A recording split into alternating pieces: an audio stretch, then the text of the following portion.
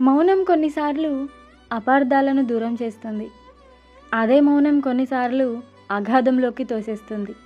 మౌనం అర్ధాంగీకారం. తప్పు చేయనప్పుడు మౌనంగా ఉండకండి.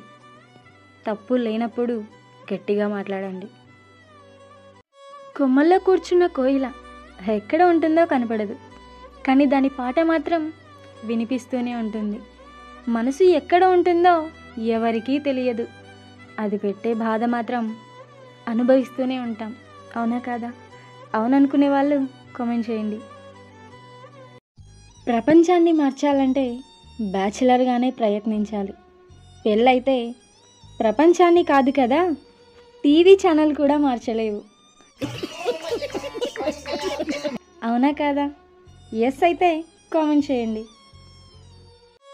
ఇంట్లో ఖర్చు విలువ తెలియకుండా భార్యని, కష్టం విలువ తెలియకుండా కొడుకుని, బంధాల విలువ తెలియకుండా కూతుర్ని ఎంత పెంచినా దండగి అని మాత్రం గుర్తుపెట్టుకోండి.